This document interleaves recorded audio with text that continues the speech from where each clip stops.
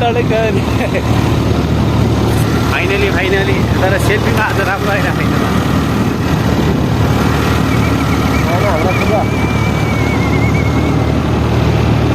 हेर्दा यसरी लुटाउँछ नि उसलाई कहाँ गेला यहाँ लाग्यो तिम्रो निकाल तर ट्रेकिङको लागि नै राम्रै रहेछ यो पनि त्यही बाइक चाहिँ ढाँचो भेट दुवामा लाग्छ मोटी सुन्नु त आखी मोटी हान दिएला त्यो ठोकला